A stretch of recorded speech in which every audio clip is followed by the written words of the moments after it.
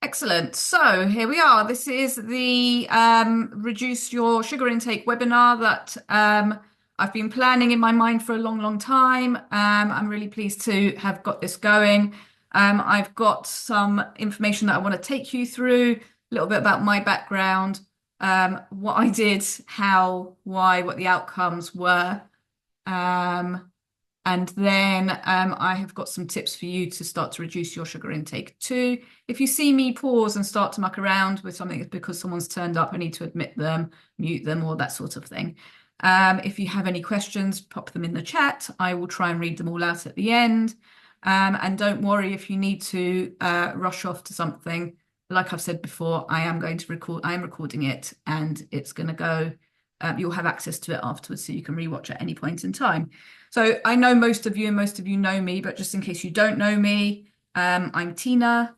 I run LHM Health and Fitness, which is my small business. It's called LHM Health and Fitness because way back 10 years ago when I did start reducing my sugar intake and going sugar free, I felt as though I had to have a platform to talk about it on. So I chose Twitter at the time, and you couldn't choose a really long handle at the time, and the only one that I could find that suited me was a handle called London Health Mum. Which didn't make much sense, but that's how I was known on there. And I ran a blog as well. I started up a blog called London Health Mum. After a while, I sort of closed all of that down. That Twitter page doesn't exist anymore, but it's now obviously X, and you can find me on there as Eats No Sugar. You can find me on Instagram also as Eats No Sugar. And if you want to try TikTok, which I'm not sure what I think about it as yet, then I'm also on there as Eats No Sugar. And that focuses only on the sugar intake or sugar reduction side of things. So I live in Whetstone in North London. I teach local and online fitness classes, and I'm a personal trainer. I'm a mum of two, and I am an ex-sugar addict. And I started my sugar-free journey 10 years ago. It's 10 years ago this October, so 10 years ago, October 2024. So it's on the way, it's not quite here yet. And I wanted to mark this 10-year sort of milestone that I'm reaching by helping others to do the same. So that's why I'm doing this webinar and offering everything that I'm offering over the next few weeks. So you may or may not know that excess sugar consumption is the basis of type 2 diabetes, non-alcoholic fatty liver disease, inflammation, heart disease, many cancers, Alzheimer's, which they're now calling type 3 diabetes, and a lot more. When I started my sugar-free journey, I was 35 and I didn't have any of those issues, but I did have irritable bowel syndrome, migraines, severe migraines 4 to 6 times a year, headaches all the time, regular colds and viruses, back-to-back colds and viruses sometimes, psoriasis, acne, bloating, lethargy, hay fever, and loads more. You know, candida, athlete's foot, and I didn't even exercise back then. Loads of different minor ailments. So, and you may feel as though some of that resonates with you. But that's all gone now. I, at the time, knew that I wasn't functioning properly. I tried to improve my diet. I had two young children at the time. I tried to improve my diet. I didn't remove anything from it. So I knew I was trying to improve it, ate well, ate more fruit, vegetables, and whole foods and that sort of thing. Did the whole brown bread, brown rice thing.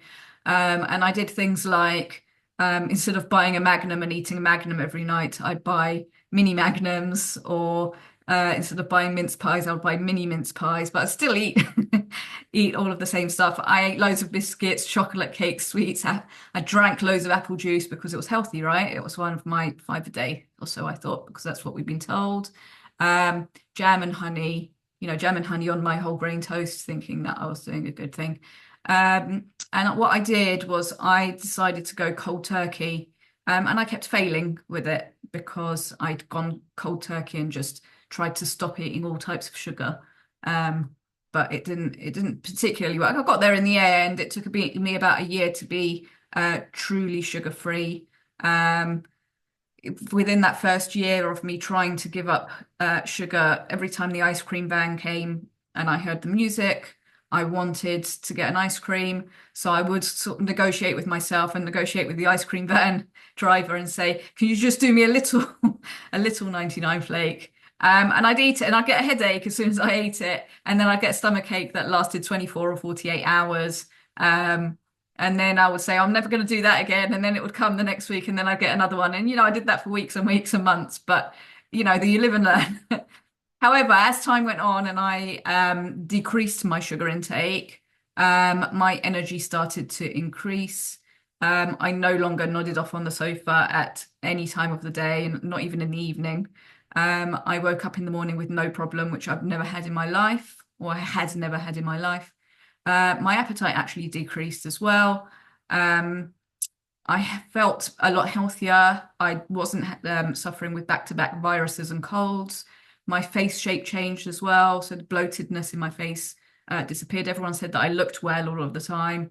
I lost weight as well. My body shape changed. My skin cleared up. I used to get really severe spots, sort of like mountains down in this area down here. That all cleared up, disappeared. Psoriasis disappeared. My skin looks better, and my digestion improved an awful lot as well. So, that's enough about me. So we know what can happen if you do reduce your sugar intake, a whole bunch of things, as well as internal healing. Um, so my advice to you, if you want to reduce your sugar intake, is to reduce it rather than go cold turkey. You can go, everyone's different. And I think I had to go cold turkey, but you don't have to. And my advice would be, before going cold turkey, definitely start to reduce your sugar intake. So I'll take you through a few different ways today that you can do that. So make sure you've got something to write on. It might be your phone or a bit of paper. So after reducing your sugar intake and getting yourself quite used to that and making sure you feel comfortable with it, then I think it's a good idea to start to eliminate bits and pieces if you want to, and if you know that you've got internal healing. So you might have been told that you've got non-alcoholic fatty liver disease. I work with quite a few people that have got this, or that your liver has got some raised markers, something like that. You might have been told something like that, or you're pre-diabetic. So all of those things, with a reduction in sugar intake, that starts to heal. So your body might externally not show any difference, and that's okay. It's just you want to think about the internal healing that's going on. So here we go. So 3 easy ways to reduce your sugar intake. And the first one sounds really obvious, but to remove the temptation. So I'm at home at the moment, and if I go into the kitchen and I know that there's some leftover something, or there's a packet of something that I like, obviously I don't eat any of that stuff anymore, but even if there's something that I really like I don't know, dates, or then I'm going to be tempted to eat dates. So I don't tend to buy that sort of thing. So early on, and bearing in mind I had 2 young children at the time, I had a cupboard that was absolutely jam-packed full of old party bags from kids' birthday parties that were always filled with sweets and all manner of junk. So I would allow my children to have a little bit. I'd put it away and say, you have the rest another day, and they'd forget about it. And then who ate the rest? At me. So what I did initially was I cleared all of that out, and everything that I didn't want to be in the house, I just went outside and put it in the wheelie bin. Now, you might not want to do that. It's probably the best thing to do. But there's other things that I did as well over the years, which were things like getting it all together. And then I used to work in a theatre, so I would take it to the staff kitchen, because there was about 150 different people milling through that room throughout the day. So at least then everyone took a little bit, and not any one person was laden with all of that sugar. So remove temptation, clear out the cupboards, take any leftovers to work.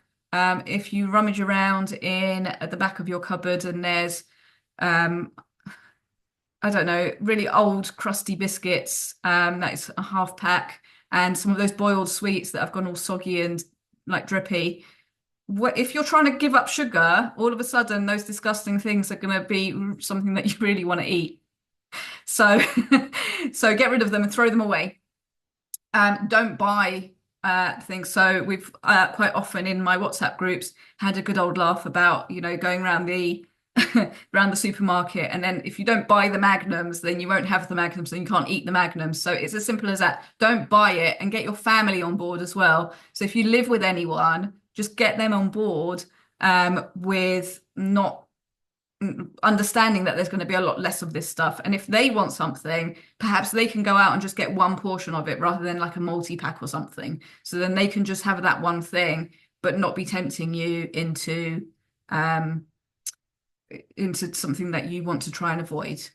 And just remind them that it's for your health rather than because the first thing you're going to want you're going to coerce them into getting you or giving you something because I did it a million times over, like, let me have a bit, let me have a bite, just a little chunk, that sort of thing. So the best thing to do is get your family and your colleagues on board again. So when I went through this 10 years ago, I worked in that theatre and I worked in an enclosed office. There were about 5 or 6 of us, and everyone was on board. And in fact, 2 of my colleagues who were a little bit older than I am now were going through the menopause. They were in their 50s, and they decided to reduce and cut out sugar, and they felt a million times better as well. So they were really happy with that too. So we were all on board. It just made it a lot easier to do that.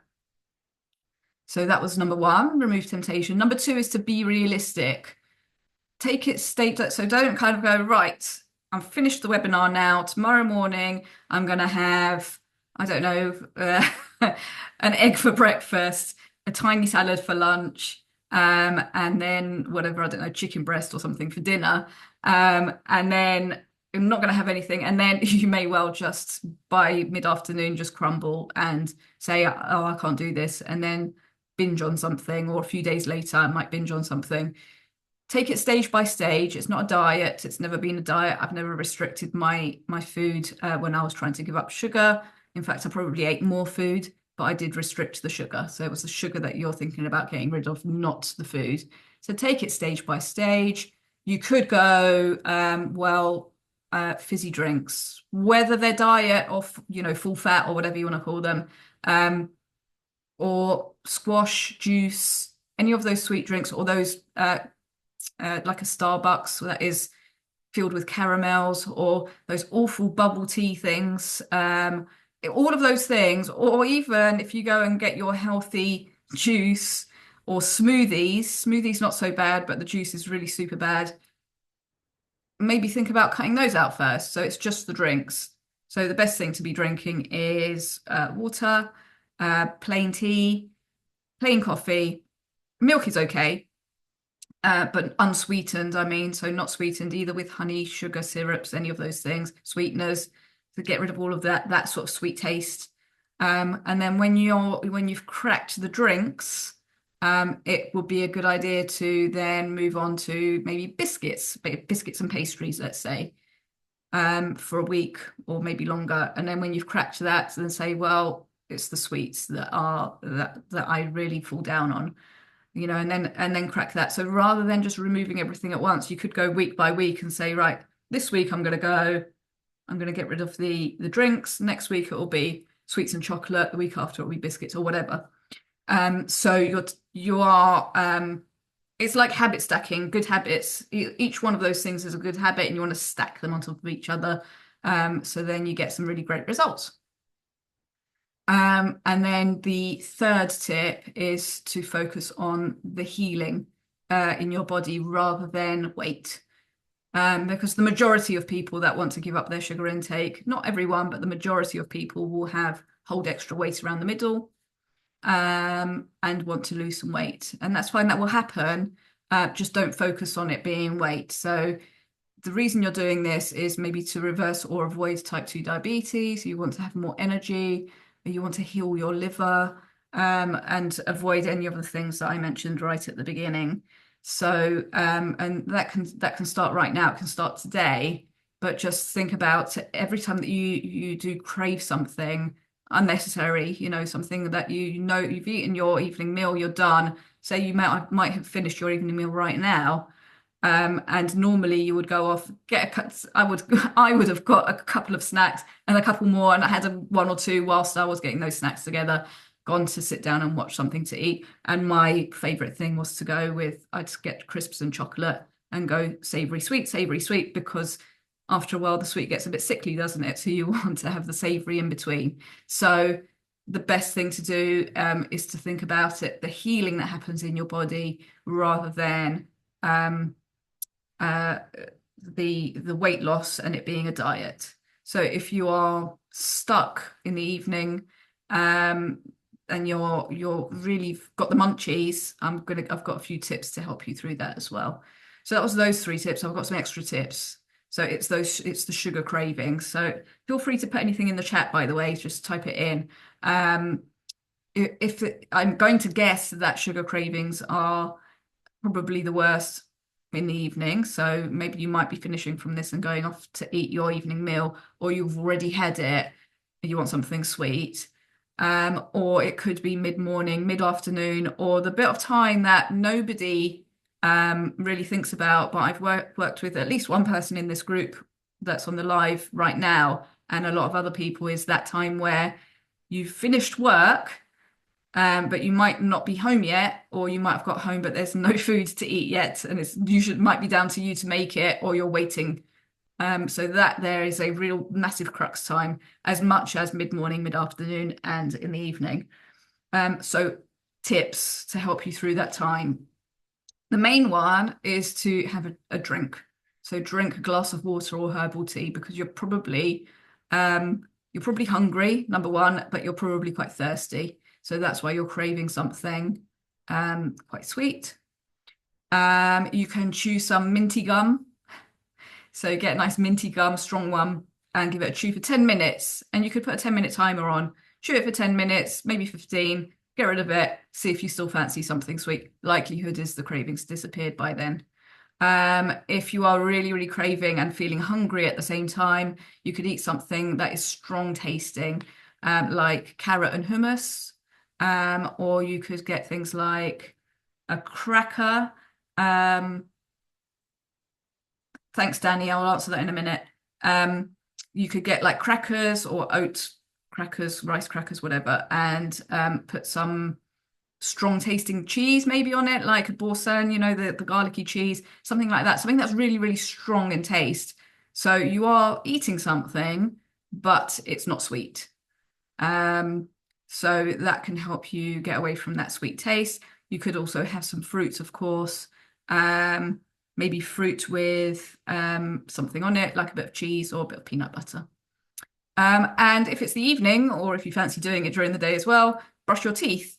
And if you brush your teeth, if you've had your evening meal and you go and brush your teeth, it's funny actually. Often the toothpaste is sweet enough or minty enough, and it will just get rid of that want. You kind of almost feel like you're ready for bed, put your pajamas on, ready for bed. I'm not going to eat anything else. And it might still only be 8:30 p.m. But at least you're ready for bed.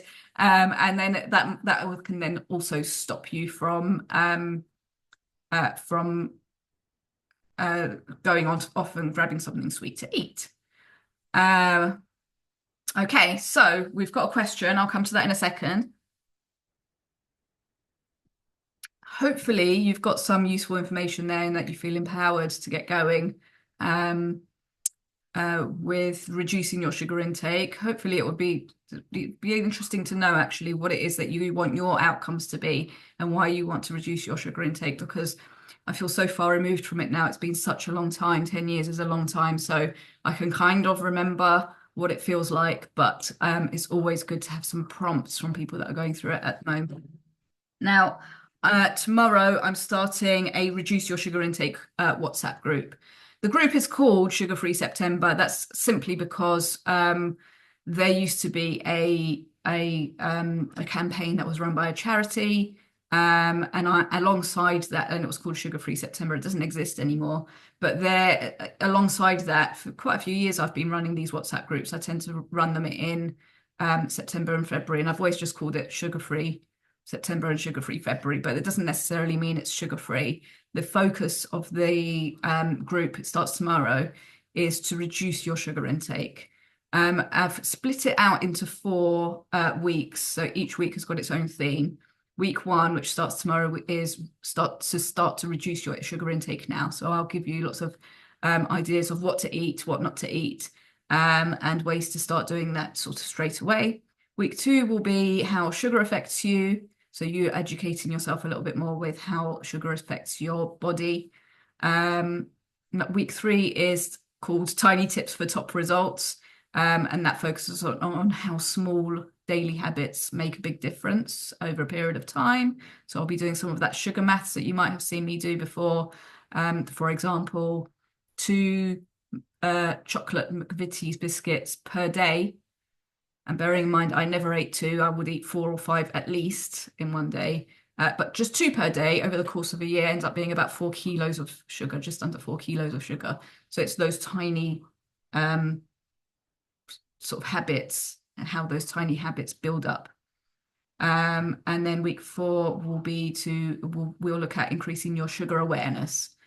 So I'll be looking at different food and drinks, further understand the effects that sugar has on your body. So it's going to be a lot more detailed. So you can sign up to that. It's on my website right now, and I can pop the link actually into the chat. Let's do that now. So it's done. If you're watching on catch up and it's past September 2024, then of course you won't be able to sign up to it. Right, so Q&A time. So that's in the chat. Hopefully you can see that. Oh, and I've created just last week a sugar page on my website, which has got loads of free resources that you can have a look at, some of my blogs and bits and pieces on there. So have a look at that as well. I'll put that in the chat. Let's have a look. So I've got some pre-questions that have been given to me via one or two of my WhatsApp groups. But let's start with Danny's question. Are you talking about refined sugar or all types of sugar? And how do you relate this to carbohydrates generally? That's a massive question. I am talking about sugar. And sugar is what you get in sweets. It's what you get in chocolates. It's what you get in apple juice. It's what you get in honey, syrup, everything. So it's the same. So if you're going to make some herbal tea after this, and I think, oh, well, I'll just put some syrup in it, or I'll just put some honey in it. It's the same. So that's what I mean by sugar. I'm not talking about carbohydrates currently. What about alcohol, Natasha? I didn't forget that one. I've got it written down. So yes, I'm not. So just going back to the carbohydrates thing, I'm not going to look at that currently because it complicates things too much. Just quickly, and this was also what you mentioned, Natasha, in the group earlier, bad carbs. What are understanding the bad carbs and carbohydrates generally? Yes, if you eat bread, pasta, rice, potatoes, that is carbohydrates. Your body turns it into sugar. So you want to be looking at smaller portions of that. However, to answer bad carbohydrates question that Natasha gave me a little bit earlier on, specifically ultra processed foods, you want to keep away from them anyway. So even if you go and buy Danny a loaf of sliced bread, that's an ultra processed food. So you want to be limiting it anyway, and not think that, or baguettes from Tesco, that's an ultra processed food. Pringles is an ultra processed food. So you want to just keep away from those things. If you go down to the French market in Whetstone or another fine bakery and buy one of their 5 or 6 pound loaves of sourdough, I'm not saying that eating the whole thing is going to be any better, but you could portion it up, freeze it, and then have a slice here and there. And that's a lot better than your ultra processed sort of carbohydrates. Bad carbohydrates, of course, are going to be your crisps, your I don't know, pastries, all of that sort of thing. So think about it if you're thinking about carbs, think about it in the ultra processed food sense of it rather than carbs. In the future, I do want to tackle this, but it's a little bit of a heavy topic for a quick webinar like this one. Is there another? What about alcohol? Yep, I've got your alcohol thing. So what about alcohol? You want to keep it, you're welcome. You want to keep your alcohol as clear as possible, and think about the mixes that you're having, really. So if you're having beers and things, it's so wheaty, it's so sugary, and it's quite bloating. you might want to swap for wine. If you normally have quite a lot of red wine, you might want to swap for a bit of white wine. If you normally have lots of wines and beers and ciders and that sort of thing, you might want to swap them out for a clearer spirit. If you're going to have a clear spirit, you might not want to have some Coke or 7 Up or whatever with it, but start to use other things as a mixer. There's some tonic waters that's sort of okay. I quite like sparkling water. In fact, I actually stopped drinking alcohol about 18 months ago. That's a different story. But if you want to have alcohol, you can in moderation. And moderation in my eyes is like 1 or 2 glasses per week, not like one per night or half a glass per night or anything like that. At the very least, it's giving your liver a lot to do. So think about it in terms of the healing. So if you have a drink on a Saturday night, your liver does not get to work function normally until about Wednesday. So if you're having just 2 drinks per week and you have one on a Friday night and one on a Wednesday, let's say, your liver is processing that the whole time. So have a little think about that, and then you might want to change some habits. Somebody else asked me about dried fruit. Dried fruit, if you think about, so let's just think about apricots, for example, or grapes and raisins, apricots or grapes. So if you were to have a bowl of grapes in front of you, you could probably eat half a bowl, and then you'd be full, or maybe 2 oranges at the most, or 2 or 3 little apricots maybe, and you'd be quite like you don't want to eat anymore. That's because it's got all the fiber in it and the water and what have you. When you dry it, and probably most of us have done this, you might buy a pack of dried something, figs, apricots, raisins, or whatever, and you eat absolutely loads of it. So if you think about that in terms of those apricots that you've eaten, you might eat 8, but would you have eaten 8 apricots if they were fresh? So it's basically all the sugar that was in the fresh one is still in the dried one. So you're just pushing up your sugar intake. So be aware of that. Dates actually don't tend to spike your blood sugars as much as some other fruits because they're so high in fiber. So feel free if you want to have some dates, but I would say like 2, maybe 3. I don't know. It depends how much sugar you normally have. If you don't normally have any sugar, don't start eating dates because then that's counterproductive. But if you normally are eating lots of cakes and what have you, then moving on to a couple of dates a day is quite good. Good idea. So we've done dried fruit, alcohol. It's scary. This was a direct message that I got. I'm really interested in it. I want to do it, but it's really scary. Yes, it is. I was very scared doing it. And the majority of people that I have spoken to over the years about it, they're fascinated when they talk to me, and then I see the fear on their face. It is scary, and that's because we're all addicted to sugar. I'm still addicted to sugar. After all of these years. It's scary because it's nice and it's comforting and we like it. And what happens at birthdays and what happens at Christmas and what happens at Easter and what happens at Valentine's and all of that kind of thing.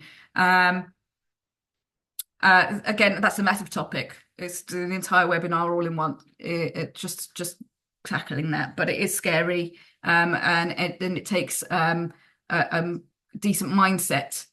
So you being ready and wanting to do it. Ready and wanting to do it. As soon as you're ready and you want to do it, then you will do it. If you're not ready and want to do it, you can reduce things here and there, and you can make you can create some better habits, and that's all brilliant. But you will propel yourself forward once you're 100% ready and you really, really want to do it. Vicky asked motivation and mindset.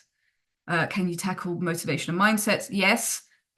Be ready and be prepared. So you might be on this now, you've listened to everything that I've said. You're like, right, I'm going to go and do it right now, but you're not prepared. Tomorrow morning, you get up, what am I going to have for breakfast? I don't know. I'll just have some Weetabix with honey on it, so, or I'll have Cheerios. So you've got to be prepared. So today is Tuesday. It's a busy week. It's the first week of September. Lots of people are teachers. Lots of people have got children. Lots of people are just back from holiday and are getting back into things. Everything is busier now. Be realistic, as I said earlier. plan maybe to start on Monday so you can get your head together this week. On the weekend, you can do the shopping and buy the bits and pieces that you want, or make sure you don't have the bits and pieces that you don't want, and then get going maybe on the weekend before the work, or get going on Monday and start to change some habits nice and slowly. Um, and the other question was, what do I eat instead? And that was from Joe. What to eat instead? And my question back, and I know Joe's not here, but we'll rewatch it. Instead of what? So what am I going to eat instead of what? Cake? Don't eat it, because if you're hungry, then you should be eating some food. You know, if you really want to, if you want to or have to reduce your sugar intake, and you're wondering what else to eat in place of cake, um, but you're at home alone in the evening, or you're just sort of hanging around with the family at home, don't eat any cake. If you're hungry, eat more food in your meals, especially protein-rich food. Um, but there's other bits and pieces that you can snack on, like apple with cheese, pear and peanut butter, plain yogurt and berries, all of these kinds of things. And you can go onto my Instagram page or TikTok if you're on it, or mainly Instagram is probably the best one, for lots of different food ideas. And my website, go on my website. There's ideas on there, and there's even a free recipe booklet that you can download. I know lots of you have got it already. Yep, so that's answered all the questions. Any more questions? I will keep an eye on the chat. Any questions or any thoughts, any feedback? Why do you want to reduce your sugar intake? Do you have to do it? Do you want to do it? Do you need to do it? Have you got a plan to do it? Do you want to start tomorrow? Do you want to start next week? Or are you just not going to try it at all? I'd love to know. Let me know in the chat and I'll read it out. If there's nothing to say, then that's okay. I'm glad I managed to get through everything so quickly. I thought we might be here for about 45 minutes, but we definitely want to go through all of the information and finish off so we can get on and have our dinner, and no no cake after. No sugar. You can unmute yourself as well. Stopping the thank you, Danny. Stopping the afternoon dip and preventing pre-diabetes. Yes. It's going to have to be a general overall reduction of mainly sugar, but you can also think about the carbohydrates. But to be honest, once you've tackled the sugar and the ultra processed foods, you'll be doing yourself a massive favor. I'm high risk diabetes through family DNA. But the what they say is DNA, it loads the gun, but it's our diet that pulls the trigger. So it's down to us all. It's our personal responsibility to ensure that doesn't happen, and you can ensure that it doesn't happen. My own mum did not admit to me. Thank you very much, Samsung. I don't know who you are. My own mum admitted to me just after the lockdown, when we all started to see each other again, that she had been diagnosed as type 2 diabetic. And I said to her, that's ridiculous. I work with people every day to prevent this, and my own mum is type 2 diabetic. And after some intense discussions, she decided to change her diet and is in remission. So she doesn't take any medication anymore, and has been in remission for at least a year. And my dad is now on board, and he's lost 12 kilos. I'd love to have more energy and lose the menno belly. Yes, Kate, definitely, for sure. You will have more energy and lose the menno belly. It will just drop off. It's all about, it's very, very difficult, isn't it? But it's all about just having a really good understanding of what you eat. And if you think that you eat well, and I thought that I ate well, and I work with a lot of people that kind of go, well, I think I eat all right. And then they do write me a food diary. And then we have a look, and then I put a little circle around everything that raises your blood sugar levels. Then they kind of go, oh. So it's about being really, really aware. And I know that you are healthy and fit and strong. So it's now you're at that stage where you want to be writing absolutely everything down and reviewing it. So if anyone wants to work with me, you can do. We can do just one-to-one nutrition if you want to, and I can just help you work through that. I've worked with at least one person on the call that has gone through that process with me. I think we just had 2 sessions together, and the outcomes were brilliant. There were only 2 half-hour sessions as well, I think, from what I remember, at the end of last year. So that went really, really well. So it doesn't actually take that long. So if you ever want to access that with me, then you can. If you want to join the group that starts tomorrow, then I've put the link in the chat, or you can just message me at the end. Email me if you want with any information or questions that you might have. Here's my email address for those of you who don't have it. And then my plan is, I've been working very hard on this and I'm very excited to be launching it in October, end of September, early October. I will be launching a 10-day quit sugar program. I have nearly created it. I am going to be finishing it off hopefully over the next week or so, and then testing it out. Keep an eye out for any emails or on my website and my social media pages about all of that. So it's going to be a 10-day quit sugar program, and the focus of that will be to eliminate any sweet tasting food or drinks, all sweet tasting food and drinks for 10 days, and see how you feel at the end of that, because that is a challenge. It's just 10 days.